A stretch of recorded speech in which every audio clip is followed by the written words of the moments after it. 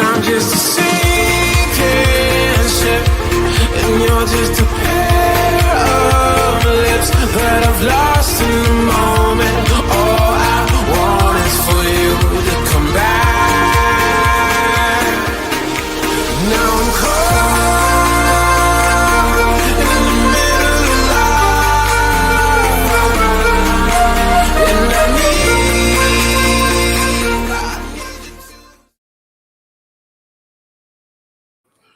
Greetings, everyone, and welcome to another edition of the Red Pill Diaries. I'm your host, your brother, and your friend, Rashid, and I'd like to thank each and every one of you for giving me another hour of your day and another day of your time.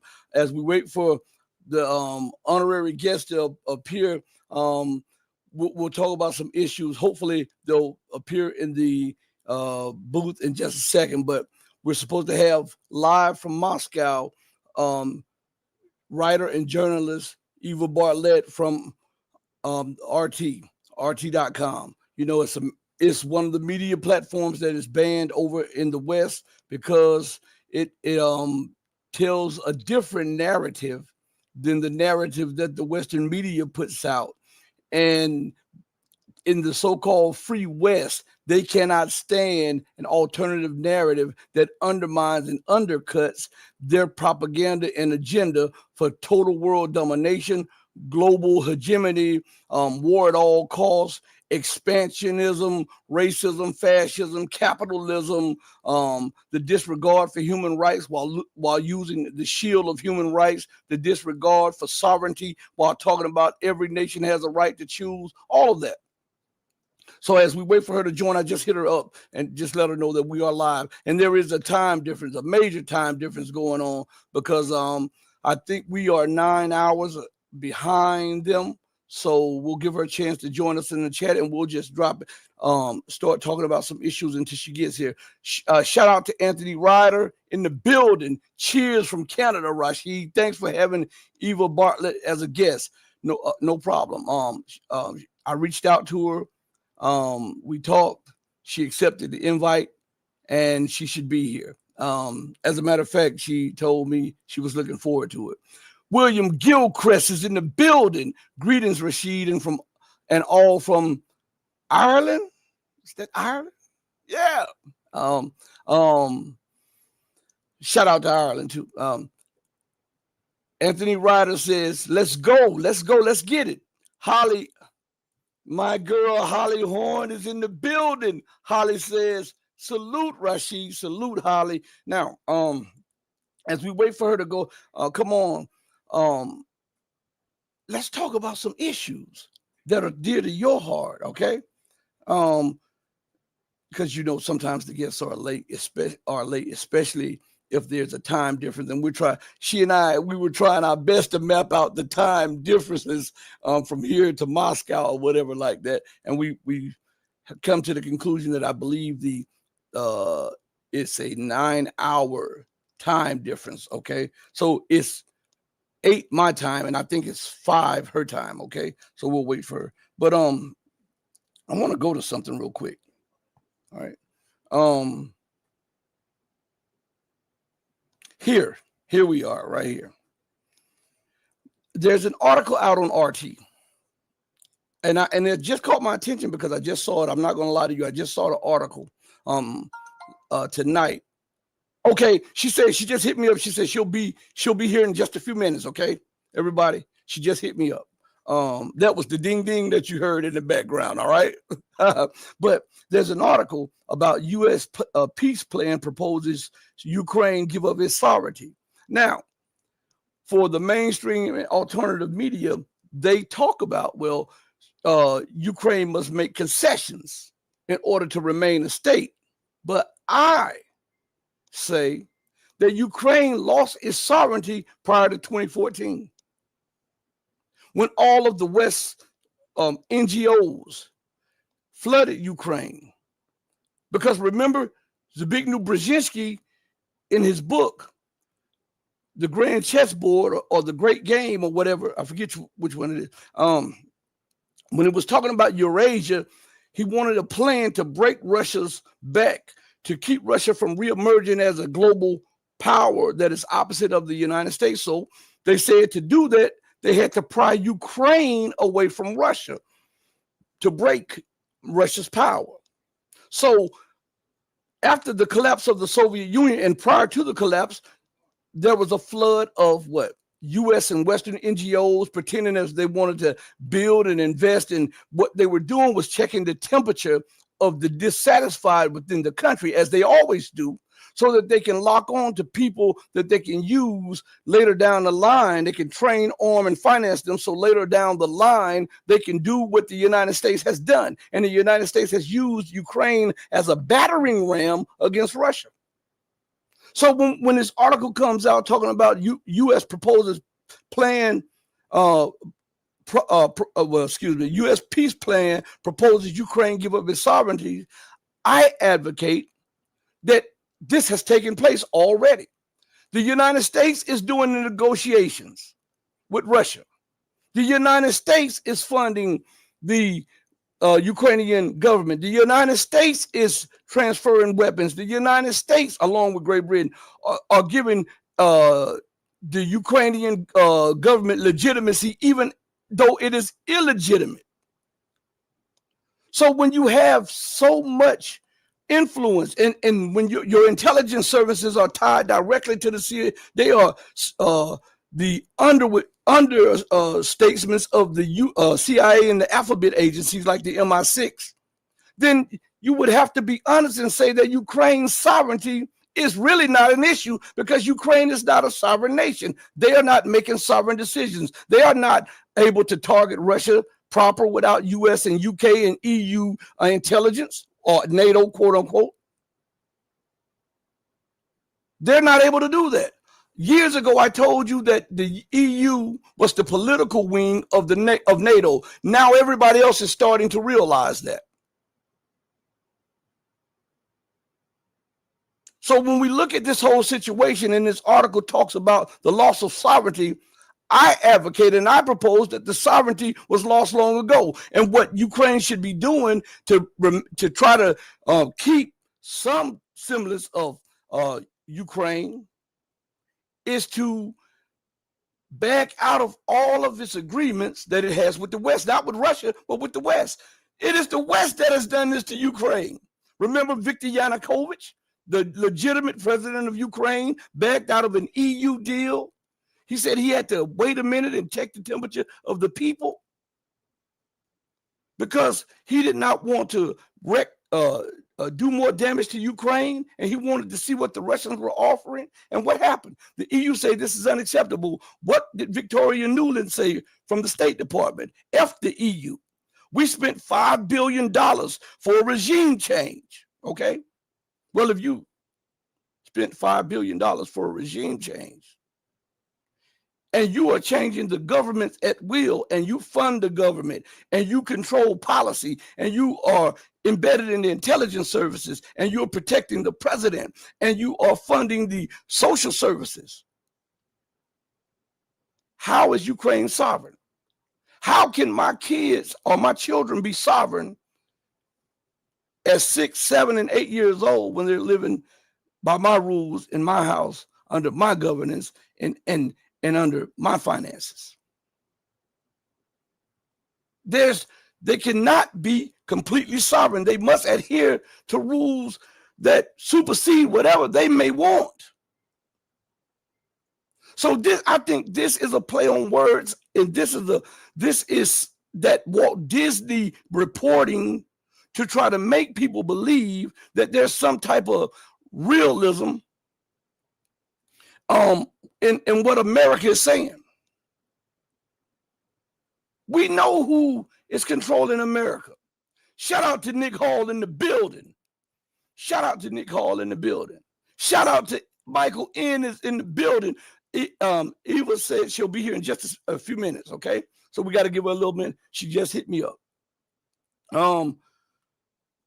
Nick Hall says USA stole Ukraine's sovereignty in 2014. Not just the USA, but when I say this constantly, but the UK also. These two are one and the same. Yes, no, the UK does not have a huge military, again, but you must look at what there's an old saying is, he who controls the money calls the shots. It is the New York Stock Exchange that is tied to the London Stock Exchange. It is the U.S. Gold Exchange that is tied to the London Gold Exchange. That's why London is the largest gold trader on the planet and has no gold mines in the UK. So he who controls the money also controls policy. So this was an attack on Ukrainian sovereignty by both powers, which are one and the same. I call them the daughters of Babylon. Remember, there was a prophecy or something that said that Babylon would have two daughters come up after her. These are the two daughters of Babylon. All right. Holly Hahn says, the Western media is claiming a deal. Russia says the American side hasn't said anything. Isn't that what they always do? The tricknology. See, there's an art to American and British and Western policies. There's an art to how they present news. It's a, you know, when you are so into science, they call it biology, right? And when you're into social program, they call it psychology. When you're into socioeconomic stuff, sociology, psychology, biology. Well, the U.S. and the West, they are so smitten with their exceptionalism that almost everything is propaganda. Almost everything is that, and I call it tricknology, because there's a science behind their trickery. And their science is to trick the world and to maintain dominance at every level, at every turn, at every cost. So there's a science in what they do. Everything they present to you, they present it in a way that makes them the victim and justifies what they do, and everybody else is the aggressor, even though they have bases around the world. Let me show you an example, okay? The United States will fly a bomber close to Kaliningrad, right? Or St. Petersburg, a nuclear armed bomber. And when Russia detects this bomber coming close to its airspace, and Russia sends out fighter bombers to escort this great provocation, or if China does that in the South China Sea, the United States reports that China or Russia is being aggressive, right? Because Russian and Chinese fighter pilots flew close to a nuclear-armed U.S. bomber, which the United States resides thousands of miles away. But in the media, it's presented as Russia being aggressive or China being aggressive. Now, when China or Russia flies a bomber close to a U.S. military base around the globe, or Russia flies close to its former Alaskan enclave with its bombers, Russia is being belligerent and aggressive, flying bombers and warplanes, even though they may be 30 miles, 40 miles, 50 miles away. It's an act of provocation. Two of the same thing flipped, but you get two different views on it. That is tricknology. That's to make you think that they don't tell you that Russia or China did this in response to something that the U.S. may have done that they did not publish in their papers. So it makes the aggressor the victim, and the victim the aggressor. We will not allow Iran to have nuclear weapons. All the while, the United States, Great Britain, France are saying that they're going to spend trillions to upgrade their nuclear weapons. And we already know that the United States is the only nation on earth to use nuclear weapons. Not one time, not even two times, because most people will say two times. But they use depleted uranium and the leftover stuff of the nuclear weapons in war. They coat their bullets with it. And it leaves trails of untold misery. They say some parts of Iraq is so contaminated that it'll take centuries for it to decontaminate because of all of the depleted uranium shells and bombs. But when these people in their own land fight back, they're insurgents, they're terrorists, and they're extremists.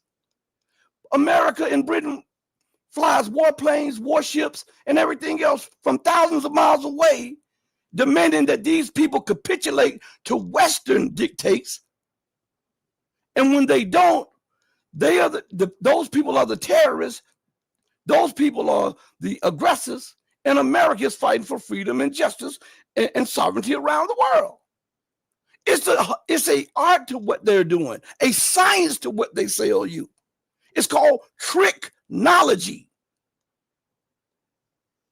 That's how they trick the masses. That's how they inundate the masses of the people with propaganda. This is why people are so blind in the West, because you can tell them something, and it could be to their good, but it is, if it's against what they think, they become belligerent towards you. Like when I was talking about the SNAP program on one of the shows, and I was giving figures about the true people on SNAP. Eva and everybody, she's in the building. We got to bring her in. Without further ado, I got to bring her in. Thank you so much for joining us today, Eva. Hi, Rashid. I'm so sorry for my delay. I had to move my setup downstairs. My internet connectivity upstairs isn't great. I'm improvising. I understand that. If no one else understands the internet mess it up, it's me. Could you tell the people about yourself? Because we know that what is it? Wikipedia says that they call you a conspiracy theorist about what transpired in Ukraine and what transpired in Syria. Could you clear up that? I wanted to bring that to the forefront, whether you knew it or not, that they put that in there. No, I'm very aware. People have supporters have messaged me, and actually they've tried to alter, because in theory Wikipedia should be open to the public to edit, right? So they've tried to edit it to be at least somewhat honest and somewhat biographical and not just a smear. And I mean, this was some years ago. I haven't looked recently, but almost immediately it was changed right back to the initial smear entry on me. So it's completely meant to discredit. And I'm not the only one by any means. A number of people who opposed the NATO narrative on Syria and then later the NATO narrative on Ukraine have just horrendous Wikipedia entries. So there is another one. It was called Everpedia. I don't know if that's still up, but they did an actually honest and biographical entry on me. So I pinned that to my X profile, and I also have a more extensive About Me page on my blog, because if people want to know a little bit more about me, I mean, it doesn't even go into depth really in my personal life, but my political journalistic life. It's a very thorough page pinned to my blog in gaza.wordpress.com. So thank you for bringing up the Wikipedia. I mean, Wikipedia, okay, it's a useful tool, like I suppose any Google or search engines, but it like Grok actually is set up to give you misinformation and to denigrate those who are actually telling the truth. I'm not saying I'm perfect or any of us that have the smear entries are perfect. I'm just saying what this is meant to do is, like all the smears that started against me since late 2016, early 2017, after Aleppo was liberated. Those smears were meant to make me look like batshit crazy. You know, don't trust that woman. Don't listen to her. And what was I saying? Was I just making things up? No, I was actually on the ground in Syria talking to people that were being propagandized about by corporate media. For example, if you recall in 2016, throughout 2016, Western legacy media was saying there were no doctors left in Aleppo. So I went to Aleppo in, I think it was July 2016. On my own, paid the taxi each way, which wasn't cheap, by the way. I couldn't take a bus. That's just the policy there. And I went to the Aleppo Medical Association, and they had over 4,000 doctors. I think it was like 45 or 600, but let's just say 4,000, among whom 800 were specialists, because along with this whole there are no more doctors in Aleppo narrative, there's no more pediatricians, there's no more specialists, and there was actually 800. So for that, I'm called crazy, bonkers, a Russian agent. I remember giving an interview to RT, who I've contributed to since, I think, 2013 when I lived in Gaza. And I said something like, and I wasn't being cocky or arrogant, but I said, if I sound like, if I write in line with the Russian media, it's because we're both telling the truth. That was in reference to what was happening in Syria. And so, and the other things was I started going to Syria in 2014. And that was a very dangerous time to go, a very unpopular time to go in terms of what many in the alternative independent media sphere were saying about Syria. Many of them were actually endorsing the so-called revolution against a brutal dictator, quote unquote, narrative. And they didn't go to Syria, period. And so I went, and actually in 2014, I was able to go to two key areas. The old city of Homs, which was a key area because it was at the time, Western media was dubbing it as the capital of the, quote, revolution. And I went there and I met people. Most of the people had left the old city due to the presence of the different terrorist factions that Western media were still dubbing, quote unquote, rebels. I have to say, quote unquote, in case people are only listening. And these terrorists, they had stolen everything from the people's homes. I met one older couple. Sorry, they weren't a couple; they were siblings, an older brother and sister, who actually stayed in their home and were not quite emaciated, but they were pretty gaunt because the terrorists had taken everything from them, and they stayed because they didn't want their house occupied or destroyed.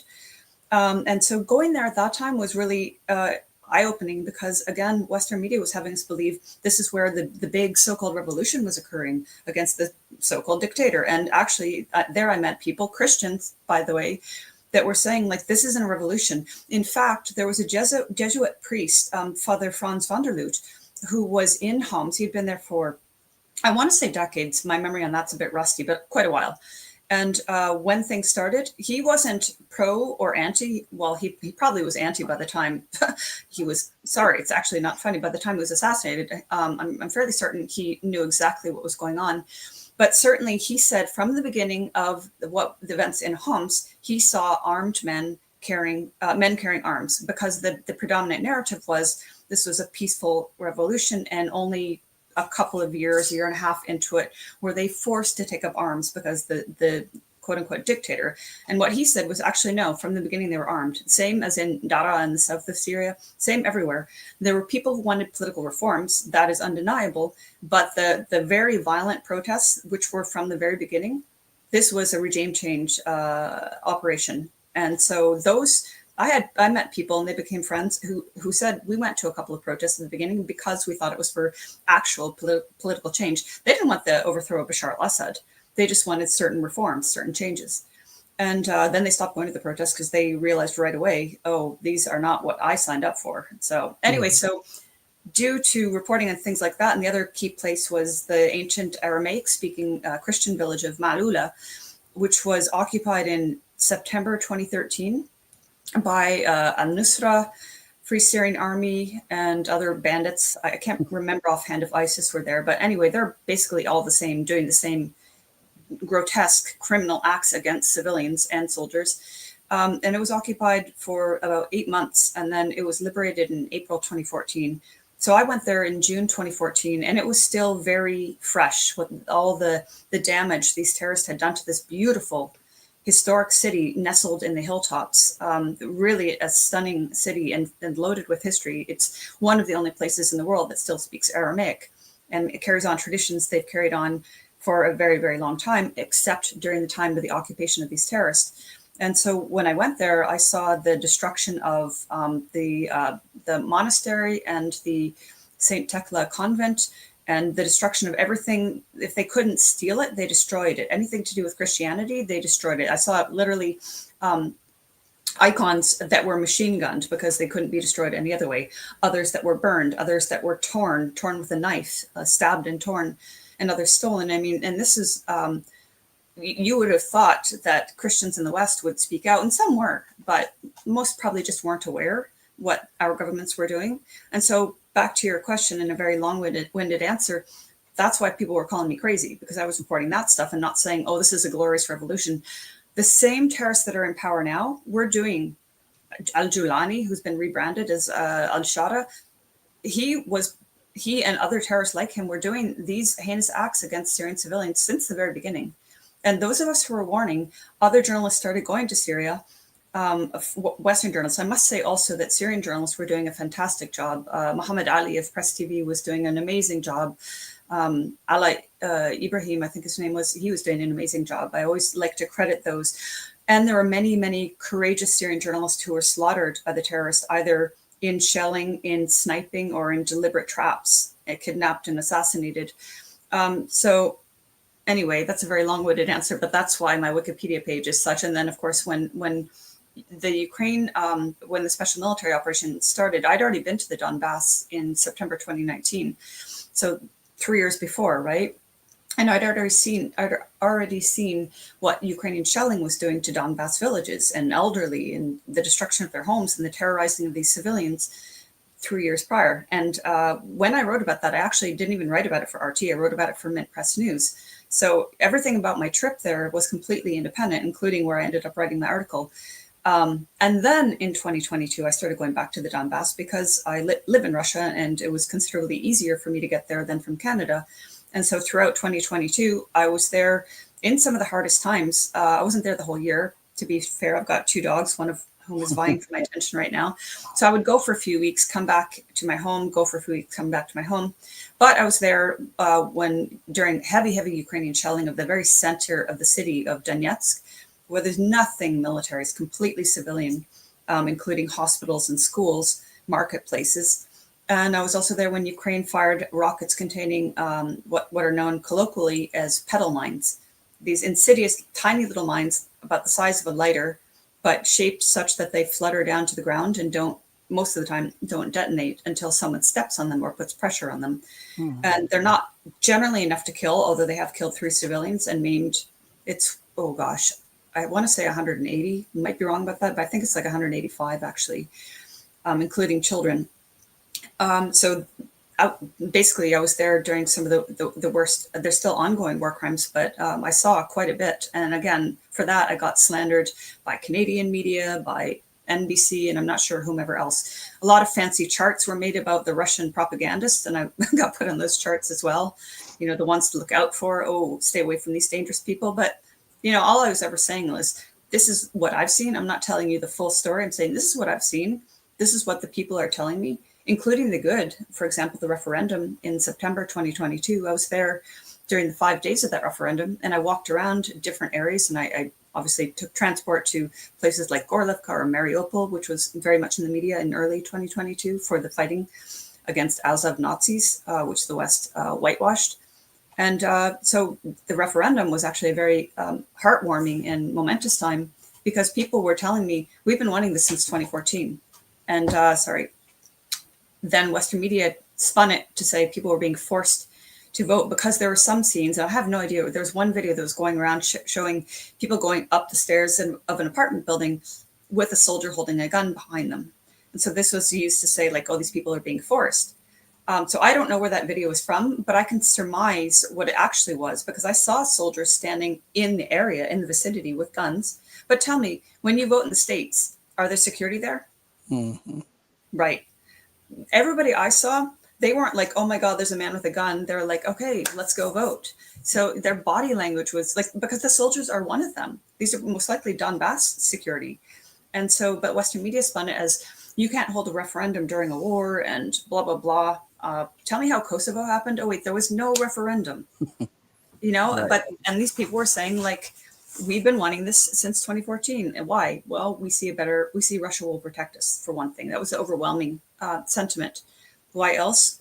We think that we'd have a better economy with Russia. And if you've ever gone to, for example, Crimea, you will hear that after the referendum, development started, and infrastructure that had been untouched during the duration of Ukraine's ownership of of Crimea, nothing happened. In fact, most people I met there in 2019 and then last year said Ukraine was stealing from us. Like, they didn't develop anything. Nothing was developed. And so anyway, long-winded answer to say there's many reasons that they call me crazy, but they haven't given me a fair portrayal in Wikipedia. I'm not the only one. Why do you think that the military in Syria just disbanded and allowed for the terrorists to take over, and all of the head choppers to do what they're doing right now? And why do you think that the Western populace, not the governments, but the population in the West, buy the narrative that the West sells them? I can answer the second part first, because Western media immediately, Shara, as he's known now, Giuliani put a suit and tie on, and Western media and Western governments lauded him as the new interim president of Syria and a bringer of freedom and democracy. And then all these influencers who'd probably never even been to Syria, certainly not during the years that these very same terrorists were shelling civilian areas, killing and maiming them, of whom I saw many during my years in Syria. And so these influencers went there and they sold like, oh, a rave on New Year's Eve. Oh, look how wonderful it is. Oh, it's so wonderful. Everybody's equal. Did those influencers go back after the slaughtering of civilians began? No, they didn't. And they're still, they're still selling it as this new modern liberal Syria. And the killings of the HTS government started almost immediately after Giuliani took power. The question about why the army stood down and how he took power, in my opinion, is still murky. I know people have theories, and one of the prime theories that many are floating is Russia signed a deal, but I've seen, first of all, no outcome of said deal. What has Russia gained? Did the war stop? Did it win in Ukraine? I mean, it's winning on the ground, but politically, has it stopped? Has it wrapped up? No. What deal? It already had the base in Syria. Some people say they say, well, they cut a deal over Ukraine, and then they say, oh, well, the deal is that they get to keep their base in Syria. I actually know Syrians who are happy that Russia remains there. If they don't remain there, who's left? Turkey, Israel, America, none of whom have the best interests of Syrians in mind. I think the most pragmatic answer is there. It is known that, I don't know the number, I don't know, generals stood down and ordered their soldiers not to fight. And it is known that, well, if we look back to 2011 and who concocted the whole bloody war, it was the NATO Gulf Turkish-Israeli alliance. And so I know people want to point fingers at Russia. My position is that when Russia saw that the army stood down, and I'm not blaming the Syrian army, lest anyone take my words out of context. I have the utmost respect for the former Syrian Arab army. I think they were heroes. However, if their commanders are telling them to stand down, and that's their orders, and they stand down, what do you expect Russia to do? So my position is not that Russia was a part of this. I could be wrong, and if I'm wrong, I will formally apologize to whoever listens to me or watches me. I'm waiting for the full truth to come out, but my position is that Russia saw what was happening and then said, okay, there's nothing we can do. What we can do is we can save Assad, and we can bring, they've brought over between 5,000 and 10,000 Syrian civilians and ex-military, former military, I don't know the exact number of which, given them sanctity here. And during the massacres, while they didn't stop the massacre, they did at least provide shelter at the Hamaim Air Base for thousands of Syrians. It's not ideal. In an ideal world, Russia would wear a superhero cape and would go around and end all conflicts in the world. But in reality, it took a pragmatic decision. That is my opinion. Well, Iran and Syria, before we go to the Donbass, Iran and Syria had a mutual defense agreement, and Syria had a mutual defense agreement with Russia from the Soviet days. Why was that? Why weren't those enacted to the fullest extent? Like, if someone is invading Italy, Italy will enact the Article 5 of NATO, and NATO would come to Italy's aid. Why didn't those defense pacts between Syria and Iran, and Syria and the former Soviet Union, which we say Russia now, enact those to combat the terrorism and to justify more forceful fighting? As for Iran, I really can't speak to why. I've heard, again, this is only things I've heard. I can't say it's definite or not, but I've heard that both Russia and Iran were warning Syria of the need to tighten up security. Why Iran didn't do any more, I don't know. Why they didn't enforce this pact. And Russia, I've already said what I feel about Russia. I mean, keeping in mind, when they came into Syria, they weren't fighting the war, what they call the special military operation in Ukraine. that only started in 2022. They aren't, of course, devoting all their armed forces there by any means, but nonetheless, it is the prime focus of Russia right now. So again, as I said, when they see the army stand down, what more can they do? What is the number of forces they have there, and can they take on the entirety of the combined forces of Turkey and the NATO-backed forces? Well, the Turkish-backed forces rather. So as I said, in an ideal world, that wouldn't have happened. But with everything that's happening in Donbass, and again, seeing the army stand down, I think it was just a pragmatic decision. Do you think that Russia feels betrayed by Erdogan after pulling his behind out of the fire from the coup that the NATO had against him, and then he goes behind them and then unseats Assad? Do you believe that they are still they have some anger towards him?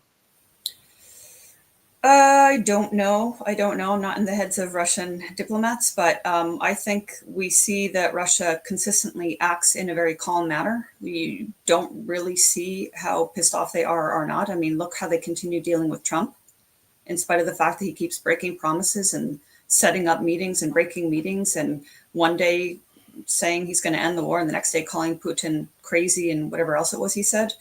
And yet you see Russia acting with considerable restraint in regards to how they deal with this bombastic president of the U.S. So I think that if they're obviously they have no reason to trust Turkey, but they will still have diplomatic ties with the West if they can. It's just I'm sorry, my dog. Yeah. Well, now onto the Donbass. We see that Trump is threatening, and I think America does this purposely.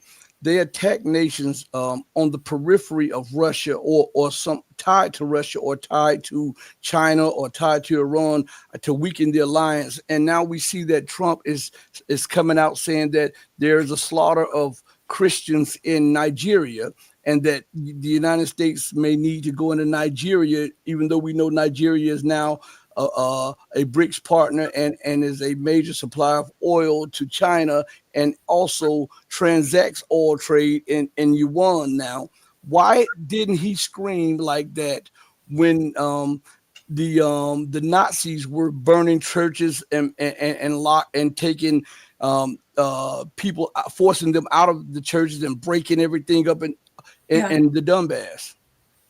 In the Donbass, or when terrorists, I've already talked about Malula. Okay, Trump wasn't president in 2014. I don't remember if he's president. I don't think he was.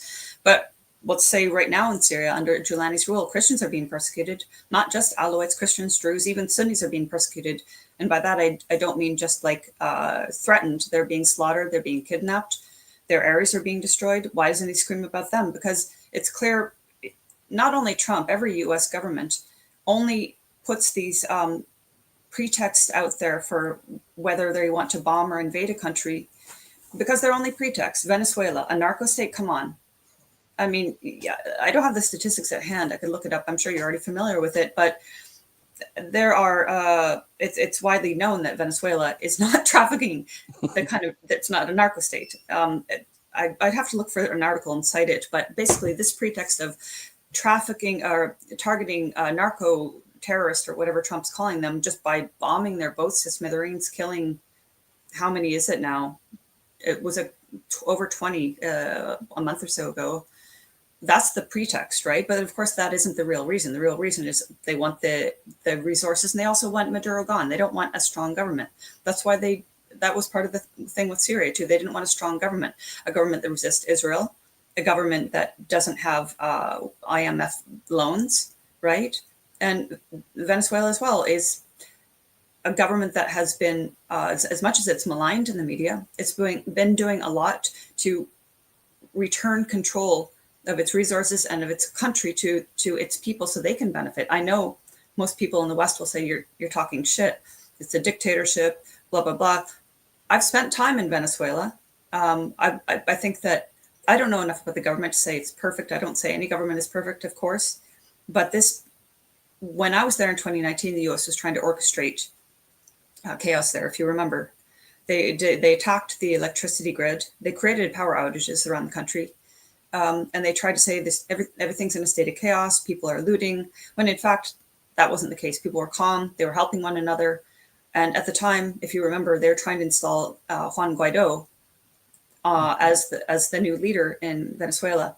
Okay, he had some following amongst the right-wing opposition, some of whom are very violent, but the vast majority of Venezuelans wanted Maduro. They understood, and that's the other thing. They're educated. They're taught their history. They know what they're fighting for. Venezuelans. I'm talking about the working class Venezuelans, because they understand very well what Chavez was fighting for and what Maduro stands for, and what America would do if they had control or if they installed a puppet in their country. Actually, I went to a massive demonstration. It was a pro-Maduro anti-imperialist demonstration in March 2019.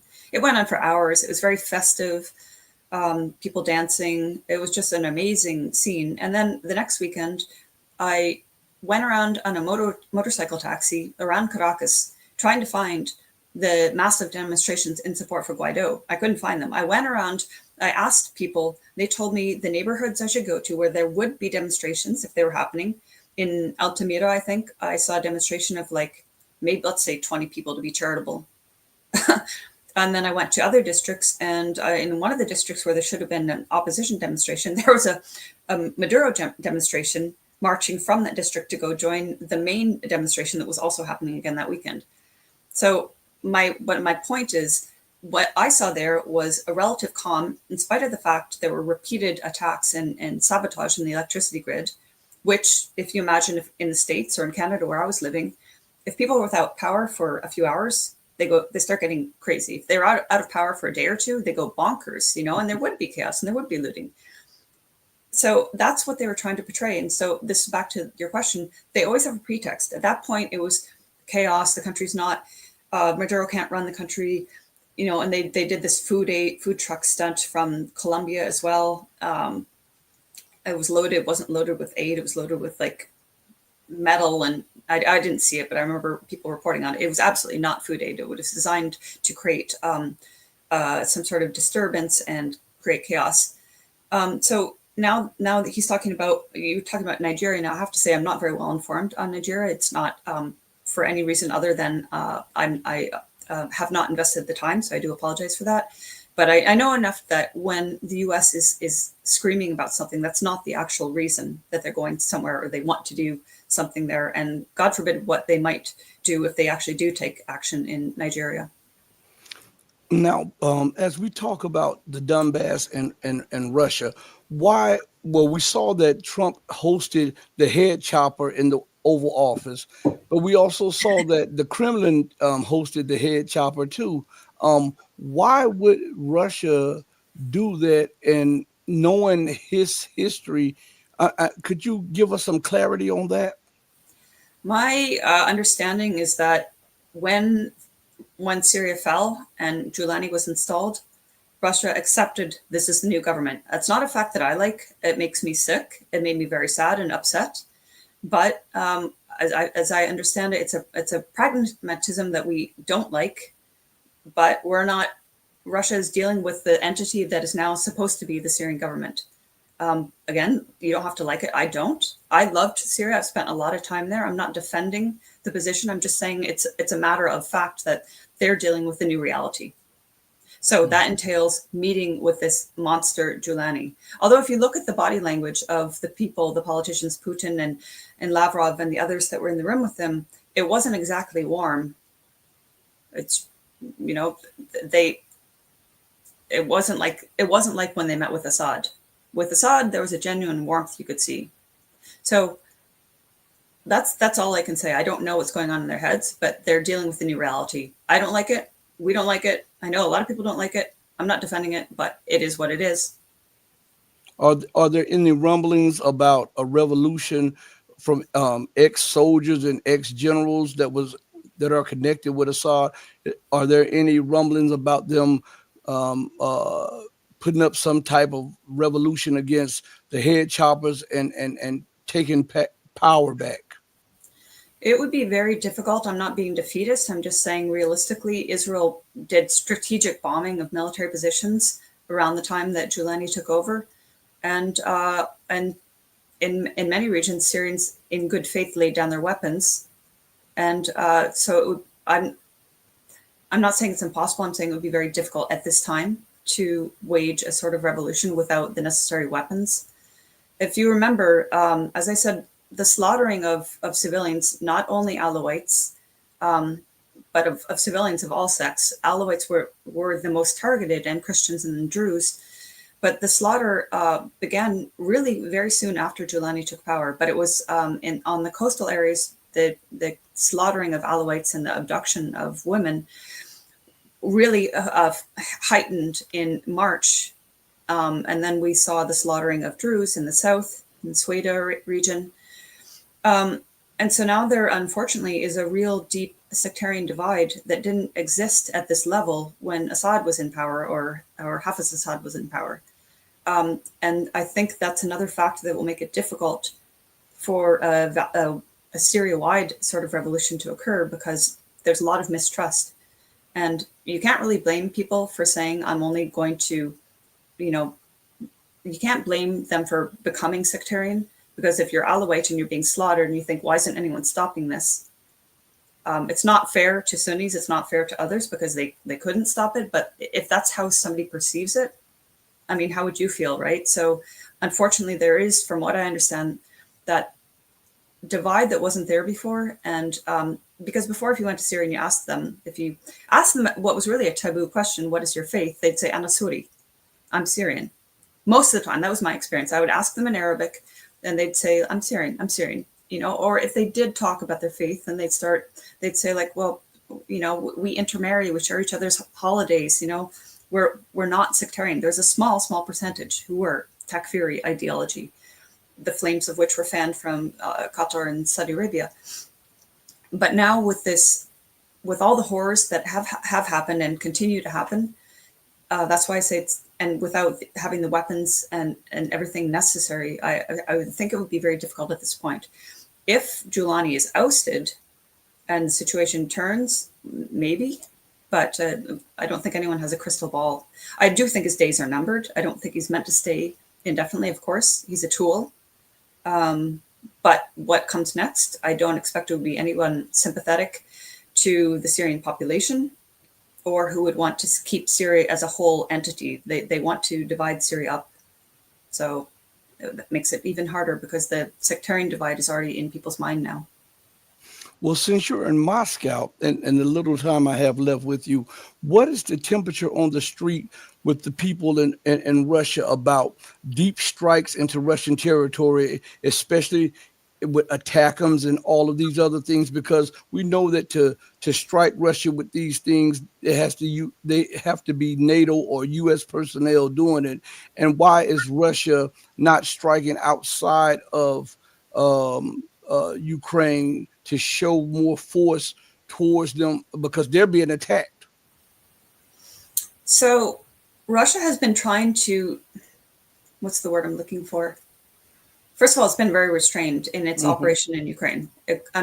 We just look how America and Israel act around the world, what Israel's done to Gaza the last 2 years, and to Lebanon, and to Syria over the years. What America did in Raqqa, for example, in Syria and in Iraq, just two examples.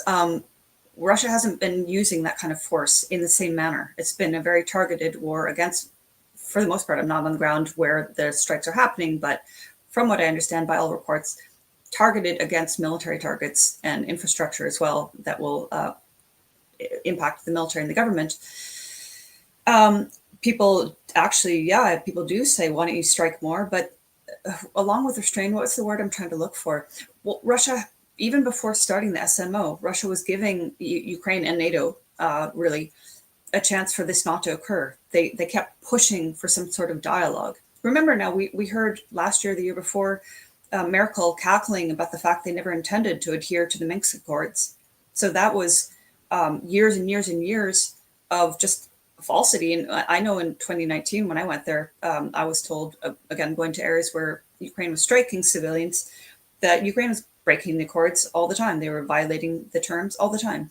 So they never intended to adhere to it, and yet Russia's trying to find a diplomatic solution. So I believe also it doesn't want to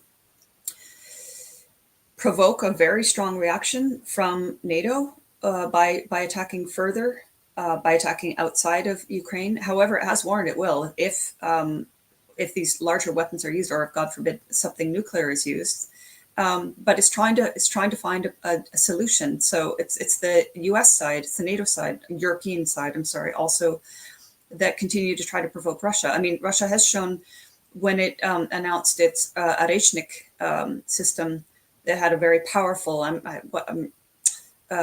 trying to think of the appropriate term of what type of missile it is, but anyway, a missile that the West was not expecting. Now they've more recently announced that the next level missile, which is very powerful, and they've made it clear if you do use long-range weapons deep into Russia, we will respond. So it's not that I think we shouldn't frame it as why aren't they attacking NATO centers outside of Ukraine. I think they're being restrained, and it's the West who's being absolutely unhinged in its provocations of Russia.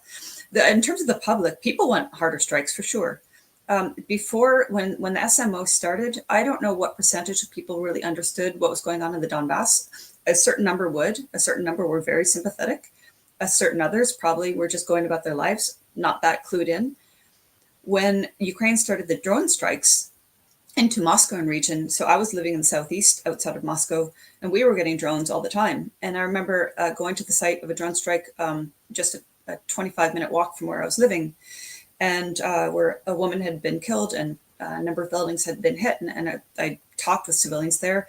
And one young woman was like, this is new to us. We don't know how to react, because in Donbass, when there's incoming, people know what to do. They go to the basement, they go into the doorways, whatever. They get off the streets, they know where to go. But this one was saying, I'm not experienced with this. I don't understand. So now the terror of unprovoked drones and bombings in areas outside of the Donbass and the border regions has reached civilians in the Moscow region and elsewhere, of course, not only Moscow, in the south, east of Moscow. And so the demand for stronger repercussions and strikes from Russia, as I understand it, has risen considerably. So there would be support from the population if Russia were to use stronger force. But again, Russia is trying to find a diplomatic solution.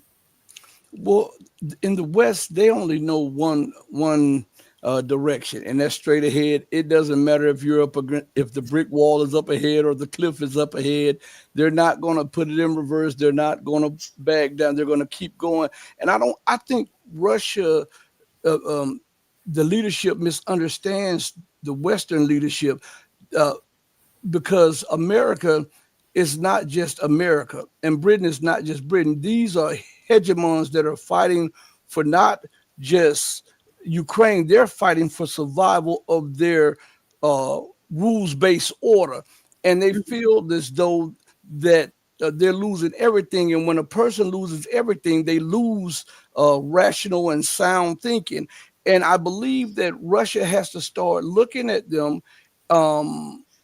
And I'm not advocating war, but if I'm talking to you and you're talking and you can't understand me, and I'm making every effort to understand you, but you still can't understand me or whatever, then what I have to do is learn the language that you understand the most, and I have to sometimes speak it to you so that we can bridge that gap of misunderstanding.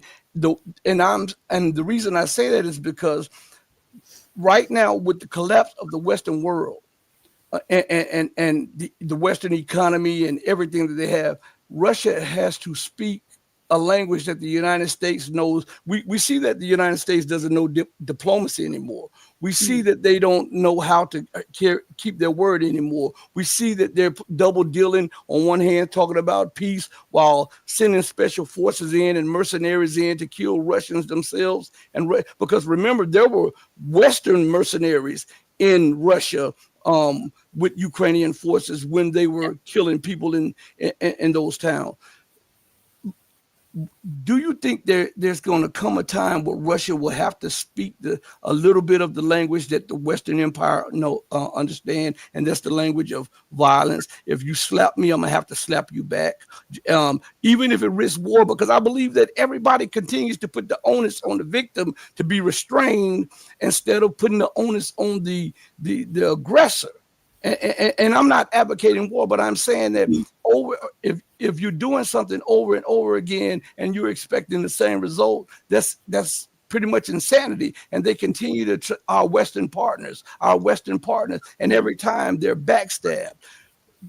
Do you believe that there will come a point where the political situation in Russia becomes so strained where the people will demand a strike? To show the West that they too can be hit? No, I get the feeling of frustration that at the what seems like a soft approach to the West and the diplomatic language. I mean, you again, as I said earlier, you have Trump calling President Putin all sorts of names and behaving like a temper tantruming child. And then you have him being met with diplomatic or Western partner speak. And so I get it's frustrating and confusing. Again, I'm not a politician. I couldn't do it. I wouldn't be saying that. I'd be swearing. I'd be very angry. But I'm not a politician. But when Russia is doing the juggling act of, I mean, if one other factor people don't consider is if Russia had gone all out and done an American style or an Israeli style campaign in Ukraine and just bomb the hell out of the country, like seriously, as it has the potential to do, what would the response have been? It would have been war. It would have been full-on war from NATO. So I know people. I mean, people were saying the same thing when, if you remember, when Avdiivka, to the west of Donetsk, was still occupied by Ukrainian forces. People were like, "Why don't you bomb the hell out of Avdiivka? Just level it." And the response was because there's civilians there. It was the same in Syria, by the way. People would say that. Why don't you just bomb the hell out of eastern Aleppo? Because there's still civilians there. And unlike Israel and America, there is a great degree of concern for civilians to the extent that a slower war is waged. So, by the way, Avdiivka was liberated, and so now that pushed the line back, and so there was a little bit of relief for Donetsk in terms of the hideous, horrendous shelling it was enduring. But I think that when we demand, okay, Russia, you just have to pound the hell out of Poland or wherever, it's unrealistic because, again, and I know other people are saying don't do that, but strike strategic military targets in these countries. It might come to that. I don't know. Again, it just depends on the nature of weapons that Ukraine NATO uses in Russia, how far into Russia they go, how intense they do this. There probably will be a very strong response, but I can't predict what that will be. And the only reason I ask that is because the West, first they took out an early warning radar in Russia, and then after that they plotted for over a year. They put it all on the back of the Ukrainians, but we know that the operation that took place in Russia to try to take out Russia's strategic nuclear bombers and all of that was a Western ploy, and that was tantamount to an act of war. And I'm saying without a response from that, these things will, and I'm not advocating going in pounding somebody. I'm saying a response for a response, because it seems like the more Russia, and I know Russia's playing the long game, but the more they allow this to go on, the more citizens and troops that they lose, and they also have an audience that they're playing to globally, because people are watching and saying, hey, these people struck your strategic nuclear assets. Why are you so calm about it? Do you think, I'm just trying, do you think that Russia will be forced, if they continue to do acts like that, to strike, let's say, a base in Romania or a base in Poland or whatever, because they've come close to it with drones on the border with Ukraine? Yeah, I'm sorry for looking at my phone. I wanted to get the name of that latest missile system. I don't have it on the tip of my tongue. But it is, if I remember correctly, nuclear powered. It can stay in the air for a very, very long time. It's almost indetectable by air defense and other systems, and it can deal a very serious blow. I think that the fact that President Putin, when he met with the military there was a televised meeting some weeks, I think ago it was, and discussed that and was asking about the latest technical developments. I think that was a point being made, like a flexing of muscles without, at this point, hitting someone, but saying this is what we have the potential to do, so screw around and find out. I think that is their tactic, hoping if they flex with the type of muscles that they do have, they can really deal serious damage, but are trying not to. They're still aiming for this political deal. Deal's the wrong word. I hate that word now. Political resolution. But I mean, I think you're right. There will inevitably be a point where if the West keeps provoking in a much more dangerous manner, there will be reciprocation. But we have to wait and see what that will be and when. One of our viewers says the name of it is Brezhnev, the Brezhnev missile. Brezhnev. That might, yeah. So in closing, because I know you have things to do, so I'll give this last question. What is Russia's feeling on taking Odessa and Kiev? Because Kiev was part of Russia also. So what do you think that they will take those regions, or do you think that they will stop, or will they just take all of Ukraine? Because the West is going to use whatever is left over to set up missile bases there to threaten Russia's security. I don't think they ever wanted to take all of Ukraine. I don't think that's realistic. Again, things can change. We'll see what happens, but that wasn't in their plans. Odessa is a possibility. The population is predominantly ethnic Russian speaking. And we know what happened back in 2014. Actually, that was Maidan. I'm sorry. Or was it? Give me a minute. Anyway, I think Odessa could be, well, they would say here liberated, but all of Ukraine, no. That would be a major headache for Russia. I mean, Western Ukraine is heavily propagandized with that ideology, the Banderite Nazi ideology. That will take a lot of reverse brainwashing, unbrainwashing for generations. Who knows how that will be done, but that's a very real thing there. And I highly doubt Russia would want to deal with a population that has that mentality.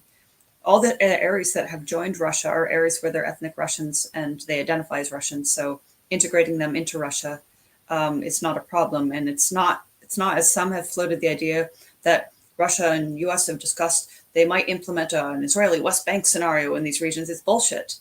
These regions are Russians. They voted to join Russia. But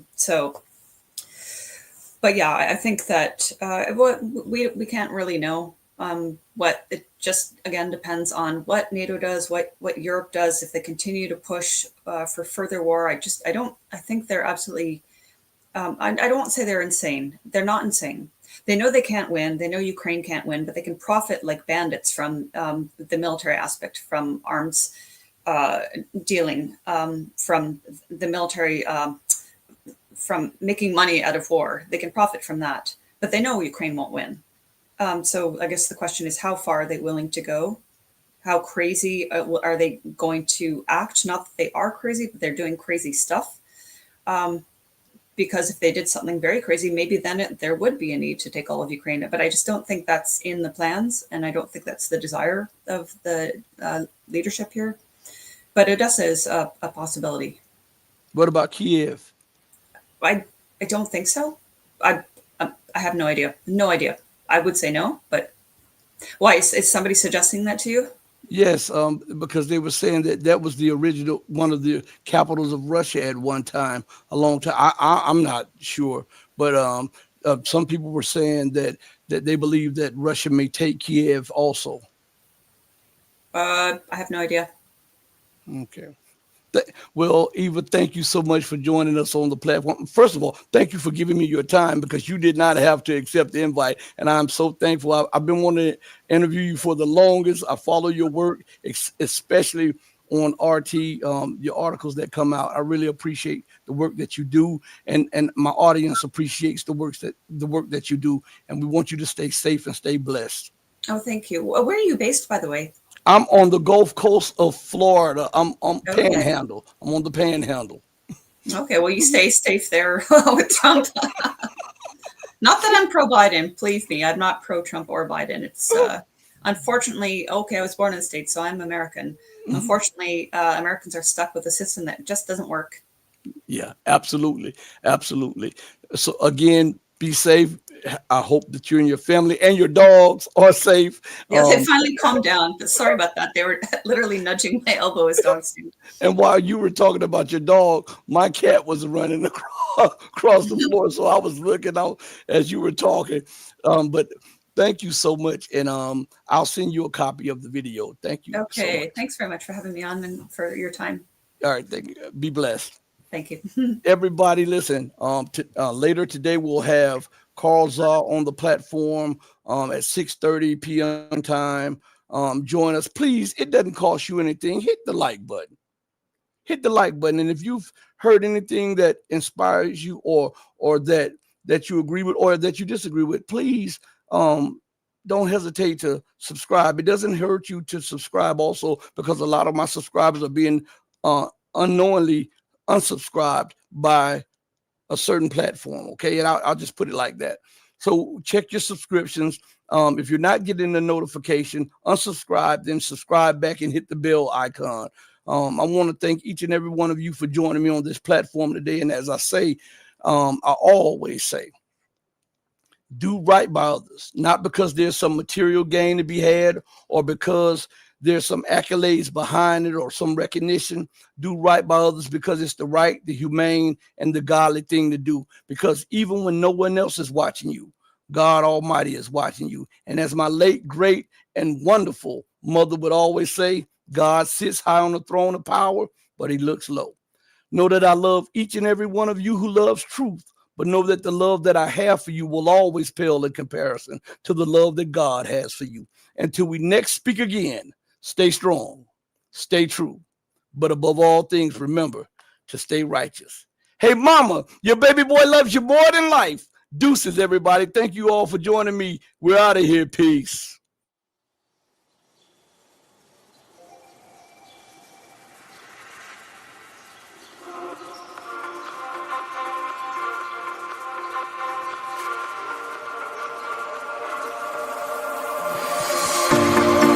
Told you to walk away. That was my first and last mistake. I'm blue without your face. But what can I do?